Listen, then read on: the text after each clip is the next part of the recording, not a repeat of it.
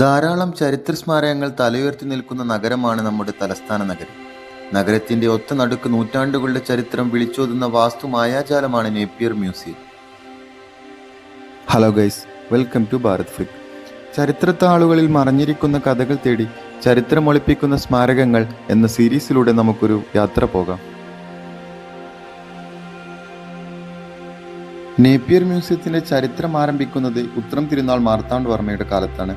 തിരുവിതാംകൂറിലെ ആദ്യത്തെ മ്യൂസിയം എന്ന ആശയം സാക്ഷാത്കരിക്കുന്നതിനായി അന്നത്തെ ബ്രിട്ടീഷ് റെസിഡന്റ് ആയിട്ടുള്ള ജനറൽ കുള്ളനെ പ്രസിഡന്റ് ആക്കിക്കൊണ്ട് അദ്ദേഹം 1855 ഒരു സൊസൈറ്റി രൂപീകരിച്ചു. ഇരുവരുടെയും നേതൃത്വത്തിൽ യൂറോപ്യൻ മാതൃകയിൽ ചെരിഞ്ഞ മേൽക്കൂരകൾ പോലെ ചില പ്രാദേശിക സ്വാധീനങ്ങളോട് കൂടി പണി പൂർത്തിയാക്കിയ മ്യൂസിയം 1857 പൊതുജനങ്ങൾക്ക് വേണ്ടി തുറന്നുകൊടുത്തു.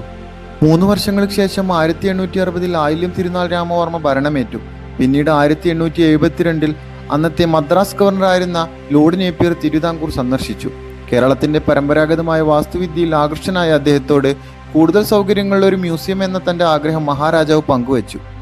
അതേ വർഷം തന്നെ മദ്രാസ് സർക്കാരിന്റെ ആർക്കിടെക്ചറായ റോബർട്ട് ഫെലോസ് ഷിലോമിനെ നേപ്പിയർ പ്രഭു പുതിയ മ്യൂസിയം രൂപകൽപ്പന ചെയ്യുന്നതിന് നിയമിച്ചു.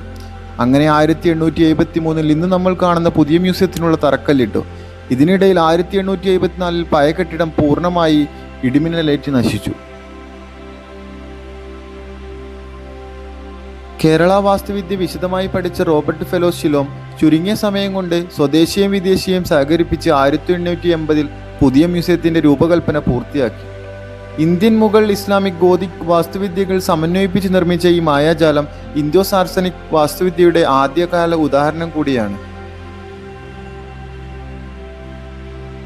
കരിഞ്ഞ ഇഷ്ടികകൾ ഉപയോഗിച്ച് നിർമ്മിച്ച ചുമരുകൾ നീല, വെള്ള, മഞ്ഞ, ചുവപ്പ് നിറങ്ങളാൽ അലങ്കരിച്ചിരിക്കുന്നു.